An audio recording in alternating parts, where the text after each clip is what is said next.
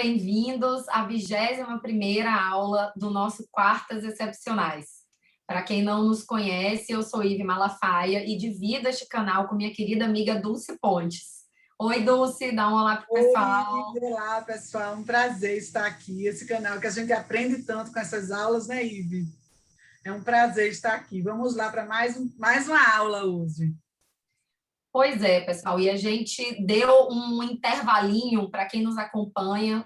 Estávamos gravando aí aulas em sequência com uma série de convidados, pessoas que têm uma expertise inquestionável na matéria de acesso aos cursos superiores, recursos excepcionais, e a gente abriu esse intervalinho porque a gente queria muito comentar com vocês uma decisão recente do STJ. É o julgamento pela primeira turma do STJ do recurso ordinário em mandado de segurança número 53.790 do Rio de Janeiro. A questão que foi julgada nesse recurso dizia respeito ao cabimento de mandado de segurança ao órgão especial do tribunal local contra acórdão que negou o provimento a agravo interno da decisão que negou o seguimento a recurso especial ou extraordinário. Eu queria explicar um pouquinho do caso, Dulce, e aí a gente começa a fazer umas observações sobre o acórdão. Você está de acordo? Super de acordo, Ive. Eu acho que hoje, como a gente sempre gosta aqui nesses programas, né, a gente gosta muito de divergir, mas para a gente poder conseguir passar para vocês dois enfoques. Então, assim, não é fácil divergir de Ive, né? Mas eu acho que hoje, Ive, a gente vai divergir. Mas vamos lá, começa aí falando um pouco da questão que aconteceu, um tema que a gente gosta muito, e aí depois eu falo o que é que eu acho. Bem, Dulce, já deu para ver que hoje a gente vai divertir bastante, hein? Até pelas conversas preliminares que a gente teve sobre esse julgado. Mas eu acho que quem sai ganhando é o pessoal que nos assiste, que eu acho que vai ter a oportunidade aí de raciocinar em cima dos dois entendimentos. Bem, com relação a esse caso concreto, e explicando assim, já bem no foco do objeto da nossa aula, o que aconteceu nele? Essa demanda diz respeito à aplicação de uma multa administrativa, uma multa ambiental. E o ponto controvertido que ficou no final, pelo menos essa é a alegação da parte recorrente, é que a controvérsia girava em torno do termo inicial da prescrição da pretensão executiva dessa multa administrativa. O recurso especial gerava em torno desse tema e ele teve seguimento negado pela terceira vice-presidência do Tribunal do Rio de Janeiro, com a aplicação de um repetitivo do STJ que dizia respeito ao prazo prescricional. Então, foi interposto um agravo interno, porque ele teve seguimento negado com fundamento em precedente do STJ, foi interposto um agravo interno para ser feito um juízo de distinção. Então, o agravo interno dizia, olha, esse precedente não se aplica ao meu caso, porque no precedente se discute o prazo de prescrição. E o que eu estou discutindo aqui não é o prazo, é o termo inicial do prazo, quando começa a contar o prazo da prescrição da pretensão executiva. O agravo interno, como a gente já falou aqui em vários outros vídeos, teve o caminho natural dele, que é ser desprovido. E aqui eu e a Dulce, a gente já levantou até uma pergunta, e seria importante que vocês se manifestassem. Quem já teve agravo interno provido nessa situação? Porque eu nunca dei essa sorte, eu não devo saber fazer agravo interno, então. Ou então os tribunais já são enfim, conduzem naturalmente os seus julgamentos para confirmar a decisão monocrática. Mas, enfim, esse agravo foi desprovido. Contra este acórdão foi impetrado mandado de segurança. Esse mandado de segurança foi indeferido e contra este acórdão de indeferimento contra esta decisão de indeferimento, foi interposto recurso ordinário em mandado de segurança, distribuído à primeira turma do STJ, sob a relatoria do ministro Gurgel. Esse é o contexto fático do nosso caso, adiantando já que a conclusão foi pelo provimento deste recurso ordinário, com retorno dos autos à origem para apreciação do mandado de segurança. Antes de começar a falar um pouco sobre o conteúdo, os fundamentos da decisão, eu vou jogar a palavra para minha querida amiga Dulce, para que, se ela quiser fazer aí já os comentários dela sobre os fundamentos e, eventualmente, explicar para a gente se ela adere aos fundamentos ou não. É isso aí, é muito boa a sua explicação. Eu compreendo, como você falou, aí teve uma questão que você falou, que normalmente os agravos internos que são interpostos de decisões que nega seguimento ao recurso excepcional, né, o recurso especial, eles não são providos. Por que será que eles não são providos? Certamente você sabe fazer um agravo interno. Então, eu já adianto, Ive, que a gente vai discutir um pouco isso aqui, mas eu gostei da saída do STJ, tá? Eu acho que, pela minha experiência no tribunal, eu acho que esse movimento de forçar um mandado de segurança para que a questão seja analisada melhor, eu acho que isso é um movimento bom no tribunal. Eu entendo que eu já sei, eu imagino que você vai defender, você não concorda com a decisão, como você já me adiantou, mas, assim, a princípio, eu quero adiantar que eu gosto desse movimento, porque eu não acho razoável que todos os agravos internos interpostos no tribunal não sejam providos. Por que isso? Tem alguma coisa errada. Então, talvez, eu acredito que esse movimento, essa forçar essa análise no tribunal local seja uma coisa boa. Então, eu gosto do mandado de segurança, da ideia do mandado de segurança para forçar isso, para que se saiba fazer uma distinção correta, para que se realmente analise essa questão no tribunal local. Então, assim, eu não sei se eu acho melhor talvez você falar um pouco o que é que você achou da decisão, e aí eu posso pontuar também em relação à decisão, algumas questões, se caberia recurso ou não dessa decisão, né? E são pontos que foram abordados na decisão que eu acho interessante a gente tratar aqui. Então, vamos lá. O acórdão, ele contou essencialmente com dois fundamentos. Primeiro, o próprio relator admite, enfim, que não desconhece, como não poderia, o entendimento do STJ no sentido de que mandado de segurança não pode ser usado como sucedâneo recursável. E aí cita uma série de precedentes do STJ que encontram eco nos tribunais ordinários nesse sentido. Mas, de acordo com este acórdão, existem aí dois fundamentos que autorizariam o manejo do mandado de segurança nesse caso. O primeiro deles é por entender que esta decisão seria irrecorrível. Então, diz o acórdão, veja, dessa decisão não há previsão de recurso e não cabe reclamação.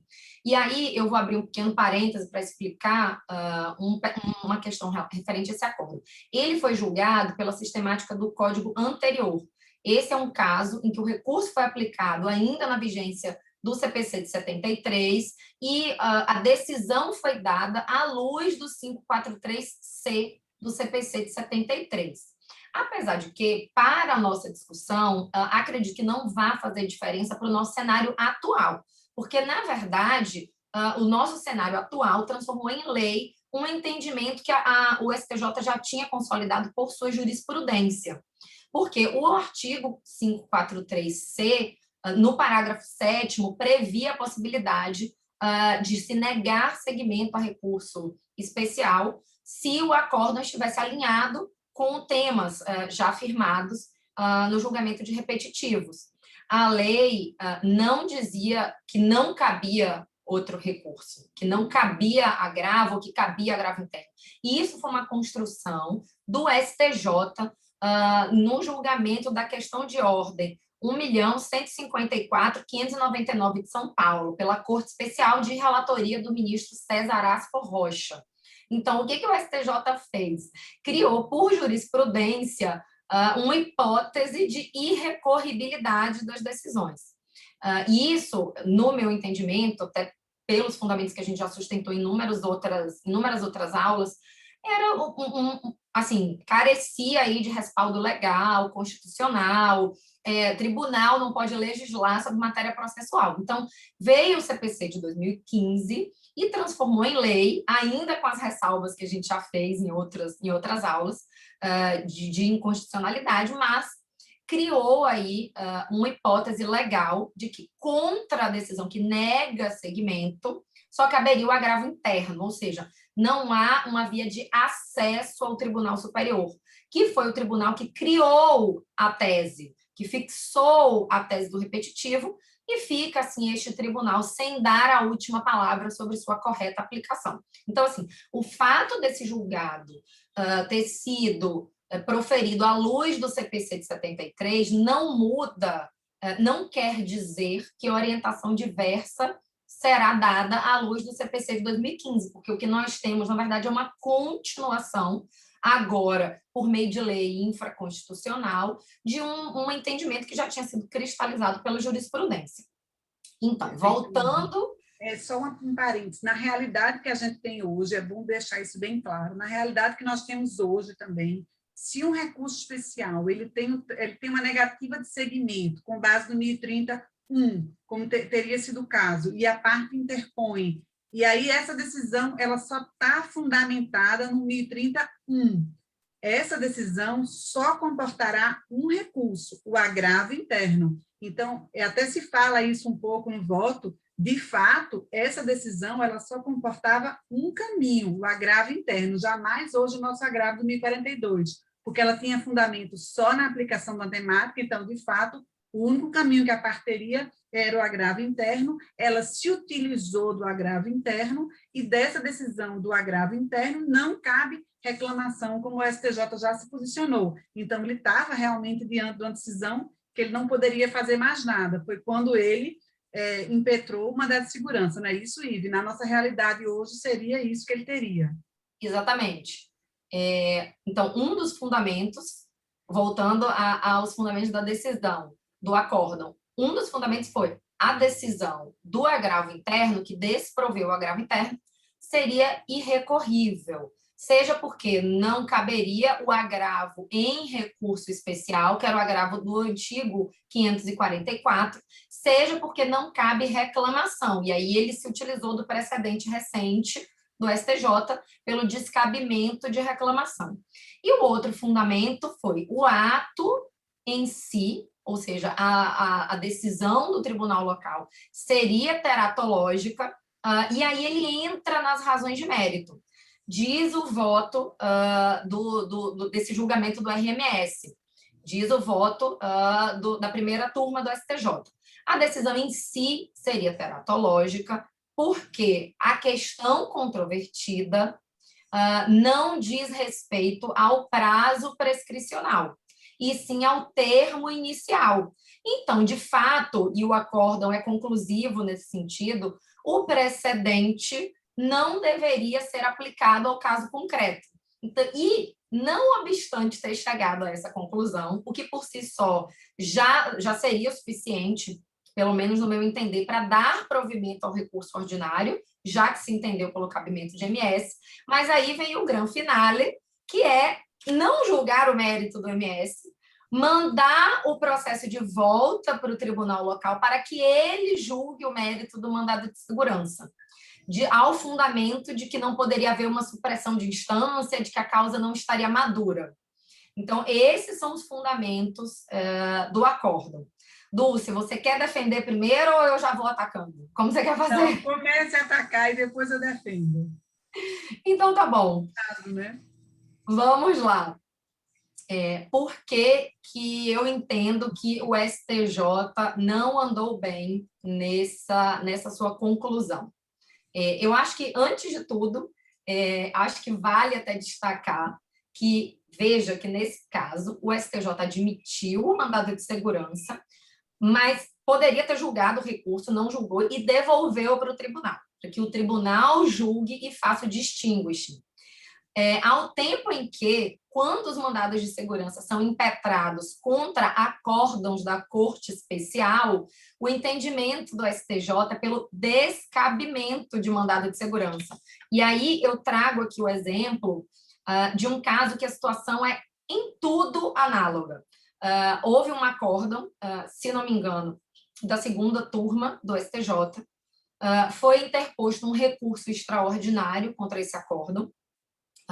Esse recurso extraordinário teve o segmento negado, porque o acórdão esbarraria no tema 181 do STF, Ou seja, é aquele tema que diz que não cabe recurso extraordinário para avaliar requisitos de admissibilidade de outros recursos. Então, ele teve seu segmento negado com fundamento neste tema de repercussão geral, foi interposto agravo interno, o agravo interno foi desprovido.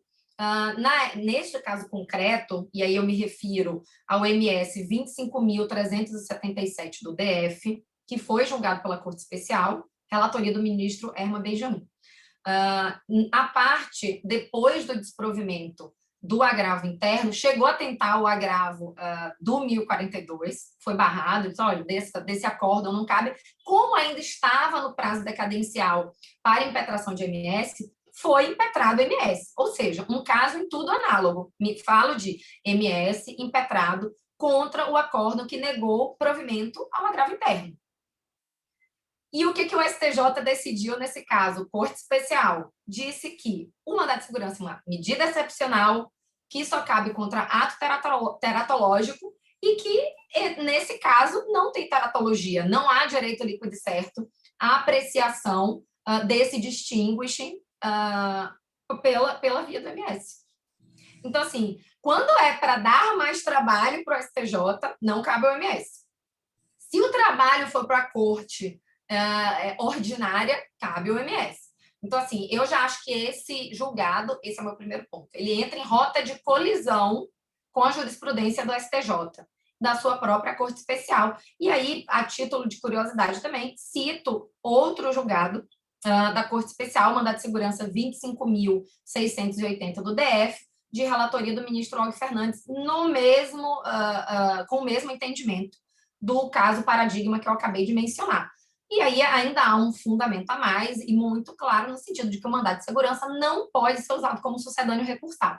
O mandado de segurança não pode ser usado para corrigir erros ou apontados, alegados erros de uma decisão jurisdicional. Então, essa decisão da primeira turma, no meu entender, entra em rota de colisão com a própria jurisprudência do STJ. E, assim, eu fico muito curiosa para saber se eles vão aplicar esse entendimento quando o MS tiver que ser analisado pelo próprio STJ. Esse é o meu primeiro ponto. Meu segundo ponto, quando a turma diz que a decisão do agravo interno desprovido é irrecorrível, porque não cabe outro recurso e não cabe reclamação. Vou até falar de uma forma resumida aqui, Lúcio, porque a gente já debateu bastante esse tema do cabimento da reclamação em outras aulas, e a questão da irrecorribilidade também, já foram objeto de aulas específicas nossas, mas assim, só para reiterar os argumentos que a gente já colocou lá. Primeiro, a questão do descabimento de recurso que viabilize o acesso à Corte Superior. A lei é totalmente inconstitucional. A Lei 13.256, de 2016, ao estabelecer esse regime e ao estabelecer que caberia apenas agravo interno da decisão que negar seguimento a recurso extraordinário ou especial, ou seja, veda totalmente a Corte, blinda a Corte Superior de dar a última palavra sobre a correta aplicação do precedente ou não, esta norma é inconstitucional. Ela está totalmente desalinhada com os artigos 102, inciso 3º, e 105, inciso 3º da Constituição, porque não existe esse óbice para cabimento de recurso especial, de recurso extraordinário. Então, assim, usar este fundamento, no meu entender, é dizer menos do que deveria, é aceitar uma inconstitucionalidade.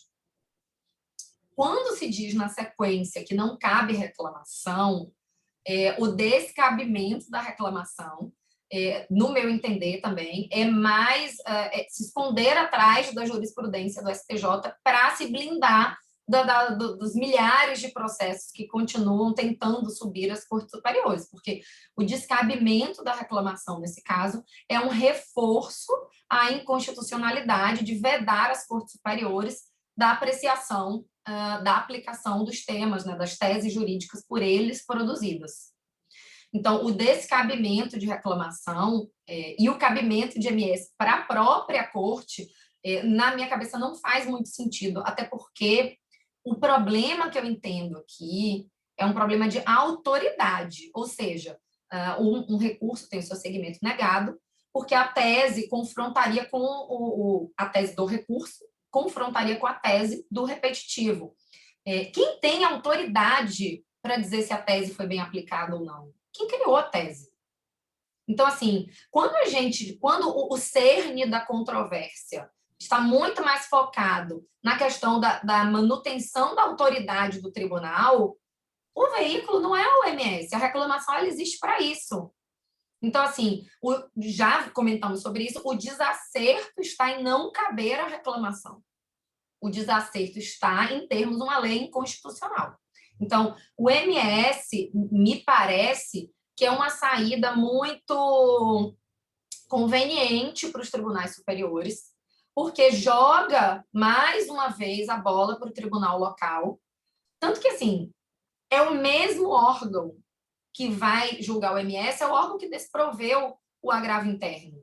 Isso aí só vai deixar o tribunal local mais assoberbado e com menos boa vontade para fazer esse distinguish, porque ele podia ter feito na primeira oportunidade. Não vai fazer na segunda. Prossiga. O último ponto só, o último ponto que para mim assim, é o mais curioso, é que, como eu disse há minutos atrás, no voto existe a conclusão de que o precedente foi mal aplicado. Pelo efeito devolutivo do recurso ordinário em mandado de segurança, que é amplo, o STJ poderia ter julgado o mérito, poderia ter decidido que o tema foi mal aplicado, poderia ter mandado subir o recurso, e não o fez. Ele devolveu, ele abriu mão de um efeito devolutivo amplo, que é conferido pela lei, porque ao recurso ordinário de mandado de segurança, se aplica o regime da apelação. Então, assim, a gente, mandado de segurança, debatemos questões de direito. Então, não tinha questão fática aí a ser discutida. A tese é de direito, é um direito líquido e certo de ter acesso à Corte Superior. Então, o mandado de segurança deveria ter franqueado esse acesso. E aí, o que fez a primeira turma do STJ? Devolveu o trabalho para o tribunal local e disse, julgue o MS. Só que aí, para triste, tenho que dar essa triste notícia para o STJ. Da decisão do MS vai caber recurso ordinário para o mérito também. Então, assim, no final das contas, seja por reclamação, seja por agravo, seja enfim, se a lei fosse do jeito que ela deveria ser, com a subida do recurso direto para a Corte Superior, vai chegar por recurso ordinário em mandado de segurança. Então, assim, eu acho que foi uma porta que se deixou aberta de subida, mas eu acho que na hora que o STJ começar a perceber a quantidade de recursos ordinários que vão subir tratando desse tema, esse julgado, esse entendimento vai sumir rapidinho. O que você acha, Dulce? Ive, na verdade, eu acho que esse caminho do STJ foi um bom caminho. Eu acho que, de fato, deve se forçar para que o tribunal local faça isso. Eu acho que quem tem que aplicar corretamente o precedente, o tema, é o tribunal local. Então, ele fez, eu acho correto, mandar que o tribunal local julgue corretamente aquela questão. Eu tenho a impressão que isso vai gerar também uma inquietação no tribunal local para que se analise melhor os agravos internos. E eu acho, Ive, que o STJ, de fato, nesse caso aqui, talvez ele pudesse ter analisado a questão, mas veja, quando um recurso ele é inadmitido, ele tem uma negativa de seguimento e comporta um agravo interno, se esse agravo interno for provido, o recurso não sobe para o Tribunal Superior, não. Se esse agravo interno for provido, ele tem que voltar para se fazer a admissibilidade, porque, veja, se não era o caso de aplicação de um tema, tá? Se não se aplicava o tema, não significa que esse recurso ele era admissível. Então, de toda forma, esse recurso tem que voltar para a vice-presidência para fazer uma admissibilidade. Então, por isso eu acho também que não dava para o STJ analisar logo esse recurso lá em cima. Então, ele tem mesmo que fazer esse movimento de devolver para o tribunal local analisar isso. Porque, veja, se os tribunais locais vão ficar assoberbados, imagina como ficaria assoberbado o STJ se ele tivesse que analisar todas as reclamações. E como você bem falou, de toda forma, isso vai subir depois pela via do recurso ordinário. Então, eu acho que é um caminho de deixar as coisas mais no seu local, entendeu? Eu estou cada vez mais, por mais que a gente discuta questões relacionadas ao acesso às cortes superiores, eu realmente, para mim, é muito verdadeiro que o movimento também tem que ser muito de trabalhar melhor a prestação jurisdicional nas cortes locais. E eu acho que isso é um trabalho que está sendo dado à corte local e que certamente isso vai impactar. Se o volume de mandado de segurança for muito grande, os tribunais vão ser mais cuidadosos na análise desses agravos internos, e eu tenho a impressão que isso será um movimento bom, sim. E aí, lembrando isso, lembrando essa questão, quando você falou, porque ele não sobe logo esse recurso, esse agravo interno provido não significa que o recurso vai subir. O recurso tem que voltar para passar por uma admissibilidade. A conclusão a que se chegou esse agravo interno é que não seria a hipótese de aplicação daquele tema, mas não significa que o recurso pode subir. E aí é aquela questão que a gente passa pela ordem do 1030, porque a gente vê que pela ordem do 1030, a princípio, eu analiso primeiro uma temática, mas não significa que o recurso é admissível. Então, esse caminho, eu acho, Ive, eu sinceramente, eu até a gente começou nossas discussões aqui tratando dessa questão do não cabimento de reclamação. Discutindo com você, eu acho, eu não me conformo também com não caber reclamação e não caber nada. Mas eu acho que agora a gente tem um caminho que talvez leve ao STJ, né? Desde que seja um direito líquido certo, desde que também a parte vai estar num cano mais curto, mais estreito, ela vai ter que realmente demonstrar. Então, eu acho que ela cria ônus para todas as partes e fica uma questão sustentável. Eu gostei da decisão. E, de fato, Ivo, um ponto que eu queria tratar com você, que um dos argumentos da parte é de que essa decisão, a parte alega que essa decisão ela seria recorrível, ela não seria recorrível. E até eu queria lhe perguntar, que esse é um dos pontos que a gente já tratou aqui, imagina, isso acontece, na prática isso acontece, imagina quando uma vice-presidência ela inadmite o recurso, ela nega seguimento a um recurso especial, tá? Com base na aplicação de um tema, e ela também se utiliza de argumentos que levariam à inadmissão, uma súmula obstativa, em relação ao mesmo capítulo. A gente já discutiu isso aqui, isso comporta 2 recursos, talvez a gente pudesse entrar com 2 recursos por segurança, mas nesse caso aqui, não. Nesse caso, só foi aplicado um tema. Então, se só foi aplicado o tema, a decisão só seria revista pela via do agravo interno. E se esse agravo interno não foi provido e a decisão realmente era para aplicar um tema e não se aplicou, o mandado de segurança vai possibilitar isso e, posteriormente, será possível um agravo interno, um recurso ordinário. Então, eu acho que a gente está numa situação melhor do que antes. O que você acha? Vamos lá. Com relação ao julgamento do recurso. Eu entendi o seu ponto com relação à necessidade de realização de um duplo juízo de admissibilidade. Mas, veja, partindo do seu pressuposto, partindo desse pressuposto, poderia ter sido julgado, no meu entender, o mérito do MS, ainda que o processo voltasse para realizar um novo juízo de admissibilidade, afastada a possibilidade negativa de segmento. Eu entendi o seu ponto de ter que passar, ainda que no final das contas, o juízo de admissibilidade que predomine, que prevaleça, seja da Corte Superior. Mas, seguindo o rito, de acordo com o que você, enfim, muito brilhantemente descreveu, ainda assim eu não vejo como o acórdão desse RMS ter determinado apenas o retorno para julgamento do mérito do MS. Porque o que o STJ fez? Ele julgou o mérito, mas mandou voltar para o tribunal local fazer o que ele já tinha feito nas suas razões.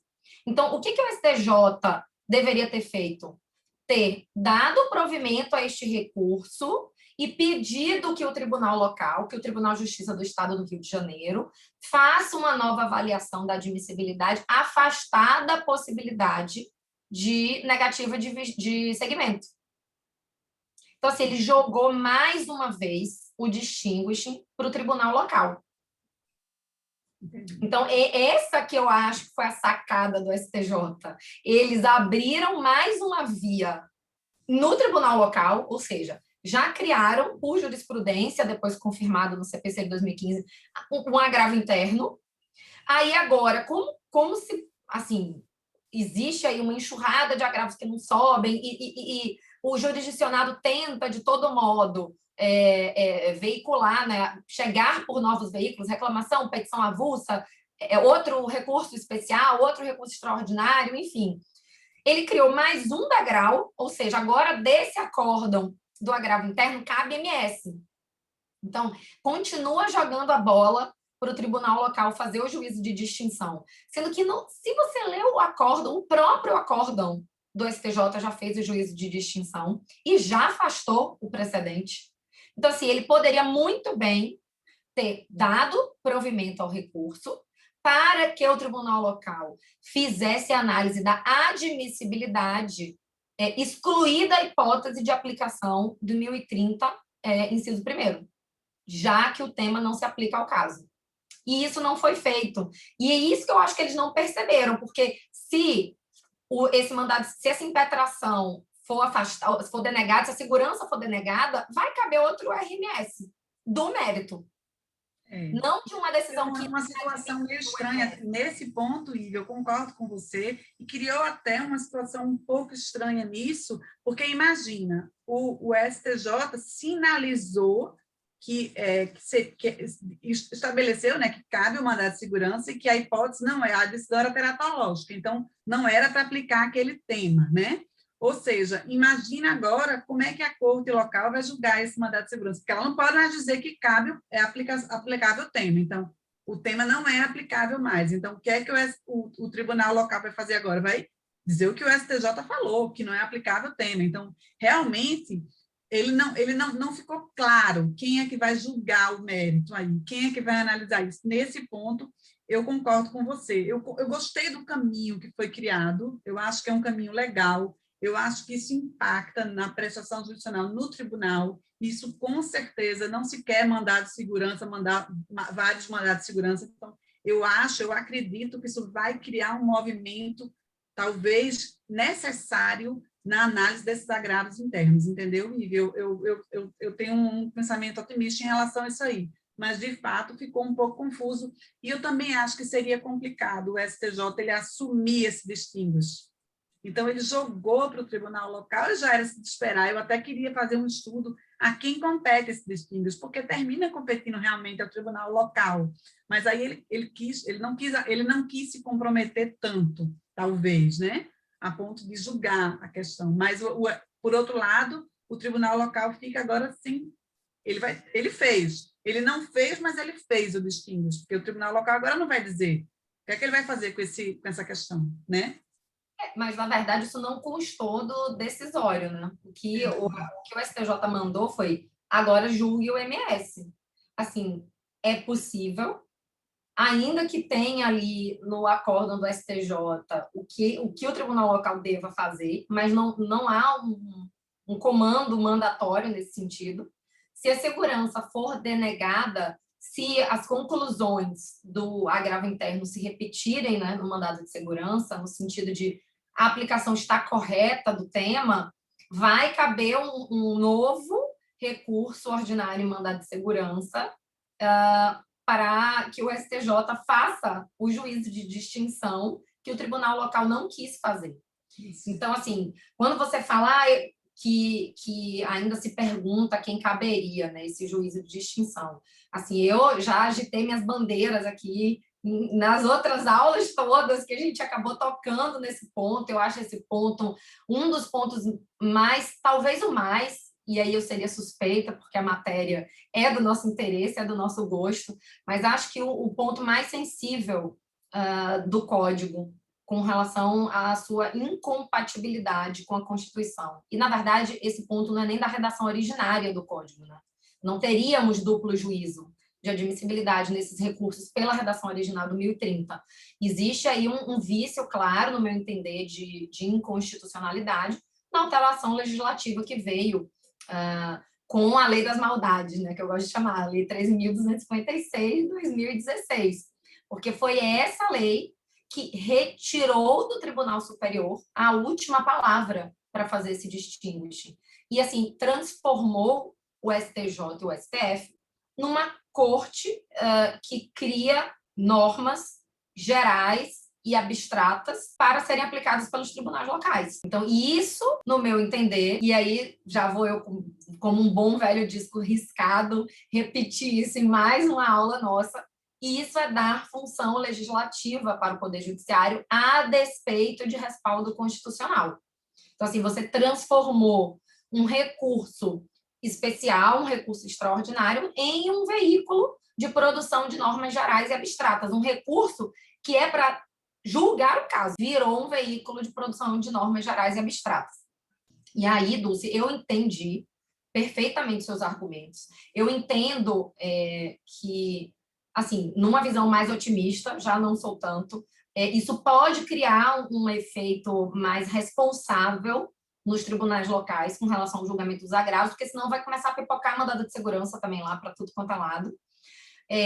Assim, se tiver esse efeito, ok, teremos um efeito prático bom, mas ainda num juízo teórico, eu vejo que se tirou aí o mandado de segurança do seu lugar de cabimento ordinário e pegaram a função da reclamação e jogaram no mandado de segurança. Por quê? Por uma questão de competência constitucional, esse MS não é julgado pelo STJ, pelo STF. Então, assim, eu acho que é isso, é uma estratégia dos tribunais superiores de empurrar a responsabilidade para a corte local. Se eles assumirem essa responsabilidade, o jurisdicionado vai sair ganhando. Mas, assim, é isso, eu acho que é um pouco de jogo de empurra de administração de acervo de processo, sabe? Compreendo, Ive. Não é fácil, assim, não é fácil você ter uma resposta definitiva em relação a isso aí. Eu tenho a minha impressão é que o caminho será mais viável, mas eu posso estar enganada, mas assim, o meu feeling é que isso será positivo. Isso não será bom para os tribunais locais, que vão ser impactados por mandado de segurança, mas eu tenho a impressão que, no final das contas, isso vai gerar E também será possível o acesso às cortes superiores pelo recurso ordinário, né? Então, de toda forma, a coisa também não está toda perdida para quem quer, porque quer chegar às cortes superiores. Então, assim, mas eu acho que esse trabalho no tribunal local é muito importante. Essas eram as minhas considerações. Vamos ouvir o que é que as pessoas acham disso, né, Ive? Eu até coloquei hoje uma enquete lá no meu Instagram, perguntando o que é que as pessoas acharam. Eu disse, meu Deus, lá vem as bombas agora, ninguém vai concordar. Não é fácil para mim. Assim, eu fico com receio até. Eu estou sempre aprendendo aqui, crescendo com você, mas assim, a minha impressão é essa, mas vamos ver o que é que as pessoas acham, e vai ser muito interessante ver várias opiniões. É isso mesmo, Dulce. Eu convido, então, o pessoal a se inscrever no nosso canal, nos seguir no Instagram e continuar conosco aí, pelos nossos veículos de comunicação, esse debate, porque acho que essa decisão ainda vai dar muito o que falar. Vai sim, com certeza. Já valeu muito, né? Estudar a decisão e discutir aqui com você é sempre maravilhoso. Mas agradecemos a participação de todos. Se inscrevam no canal e continuem por aqui. É isso, pessoal. Até a próxima aula. Até a próxima.